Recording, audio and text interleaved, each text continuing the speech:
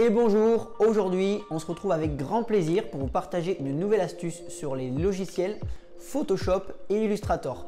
Je vais vous expliquer, vous montrer la gestion des calques transparents pour Photoshop et exporter vos créations avec un fond transparent pour Illustrator. Le but est de vous faciliter la vie car parfois on se complique la tâche à avoir réellement un vrai fond transparent. Par exemple, vous allez sur Google. Vous verrez quand vous prendrez une image, on va le voir tout de suite après le générique dans la vidéo, que le logo n'a pas de fond transparent. C'est parfois la galère à l'enlever, mais je vais vous montrer comment simplement l'importer et vous verrez que c'est très facile. Je vous laisse d'abord avec le générique et on passe de suite derrière l'ordinateur.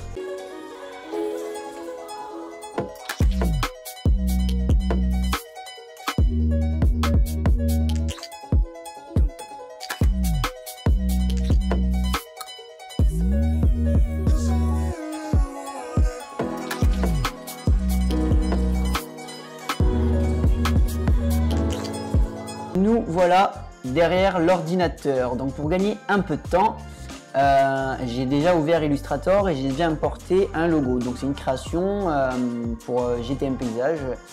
Petit clin d'œil à toi Geoffrey. Voilà, donc le but de cette vidéo, ça va être de vous montrer comment exporter donc ce logo avec un fond transparent et pouvoir l'utiliser où vous voulez. Donc voilà, simplement parce que comme j'ai dit juste avant, c'est parfois compliqué. Donc là, vous vous rendez dans Fichier en haut à gauche, Exporter, Exporter sous. Vous allez arriver ici. Donc si vous connaissez un petit peu les formats d'exportation, vous pouvez savoir que le format PNG permet de garder la transparence. Donc on va sur PNG, utiliser le plan de travail. Donc là, sans titre, on s'en fiche, je l'ai mis sur bureau pour vous montrer. Et vous gardez bien tous les plans de travail. Vous cliquez sur Exporter. Alors ici, vous allez arriver sur une petite fenêtre qui va s'ouvrir, donc c'est les options PNG. Vous allez avoir la qualité, donc moi je reste toujours en élevé. Voilà, et ici, petit onglet magique avec le fond blanc, le fond noir ou le fond transparent. Voilà, vous vous mettez sur le fond transparent et là votre création aura des petits carrés gris et blancs que vous ne verrez pas, mais le fond transparent, il sera bien. Donc vous cliquez sur OK et à ce moment-là, c'est fait. Donc on va se rendre sur le bureau de suite. Donc bureau. Et là, je vais vous ouvrir l'onglet. Et comme on peut le voir, on voit la création sans le fond. Donc c'est simple, ça va vite. Et vous voyez que c'est pas très compliqué. Voilà. Donc on va passer de suite sur Photoshop pour vous montrer comment on gère la transparence aussi sur Photoshop. C'est très important aussi. Donc là, j'ai importé le logo, ou alors attendez, je vais carrément recréer tout pour vous montrer, ça sera beaucoup plus simple. Donc on fait créer nouveau. Donc là, peu importe, je vais essayer le plan de travail, la taille, on s'en fiche un peu. Le plus important est sur la droite. Ici, vous avez un petit onglet, il y a écrit contenu d'arrière-plan. Vous sélectionnez et vous faites transparent. Donc c'est très pratique, vous verrez que le plan de travail sera directement transparent. Vous faites créer. À la suite de ça, vous avez un plan de travail transparent. Donc moi, je vais recréer un calque avec un fond blanc pour vous montrer la différence des deux. Voilà. À partir de là, on va prendre le logo que nous avons importé tout à l'heure sur Illustrator. Voilà. Donc là, il est sur fond blanc. On fait entrer. Donc là, je pixelise le calque, mais ça, c'est par habitude. Et là, je vais enlever l'œil du calque blanc et vous allez voir, le fond est transparent. Donc là, on ne voit pas forcément tout le logo, mais c'est normal. Voilà. Donc là, votre plan de travail étant transparent, la gestion de la transparence se fait correctement. Et quand vous allez exporter votre logo, eh ben, le fond va rester transparent. Donc à partir de là, vous allez dans Fichier, Exporter, Exporter sous. Donc voilà, il y a plusieurs méthodes, hein. Il y a exporter, exporter sous. Vous verrez que là, on voit bien que les petits bambous réapparaissent. Et vous pouvez gérer la transparence avec la petite case ici. Donc là, ça va s'enlever ou se remettre. Voilà, et vous sélectionnez le format PNG. Donc comme j'ai expliqué juste avant sur Illustrator, le format PNG garde la transparence. Voilà, donc là vous faites exporter. Donc là, sur le bureau évidemment, donc je vais rajouter un chiffre pour pas remplacer l'autre. Et je vais vous montrer de suite, donc là ça charge, je vais vous montrer de suite le résultat. Donc je double-clique et qu'est-ce qui se passe? Mon logo est bien en fond transparent. Voilà.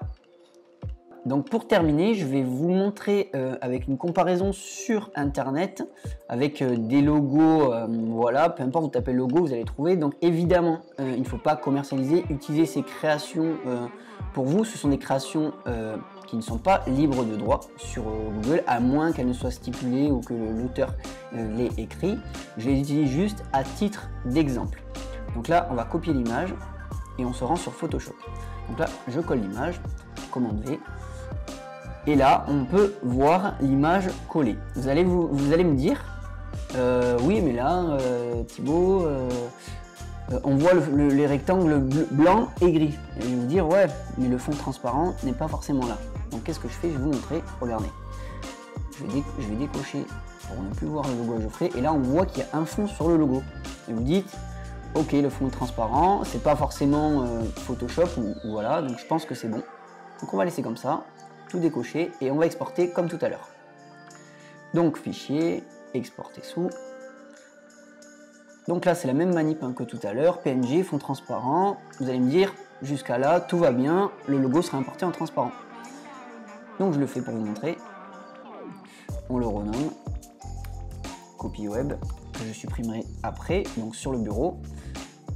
Et là c'est exporté. Donc à partir de là, on va aller voir sur le bureau, on double-clique et on se met en grand. Qu'est-ce qui se passe?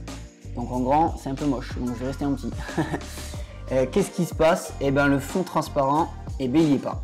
Voilà, donc c'est ce que je vous expliquais au début de la vidéo, que parfois, eh ben, les fonds transparents sont mal gérés, ou alors parfois c'est fait exprès pour pas qu'on prenne les créations, ce qui peut être compréhensible. Voilà, donc ce qu'il faut faire, c'est que quand vous avez des créations libre droit ou vos propres créations, vous importez un fond transparent directement sur Illustrator et quand vous voulez la mettre sur un cadre transparent sur Photoshop, vous faites la même manip que je viens de vous montrer. Petit cadeau, je vais vous montrer une toute dernière astuce pour ne plus se faire avoir avec ces photos là, avec ces fameux fonds transparents qui vous trompent parfois dans les créations. Alors on se rend sur Google, donc moi je vais directement copier, là c'était juste pour l'exemple, mais quand vous voulez enregistrer des créations, n'oubliez pas libre de droit, voilà, n'oubliez pas, c'est très important. Vous faites enregistrer l'image sous. Et au lieu d'aller très vite, faites attention à ce qui est écrit. Pourquoi on avait ces rectangles gris et blancs? Parce que tout simplement l'image est en JPEG. Et JPEG c'est un format pixelisé qui ne garde pas le fond transparent.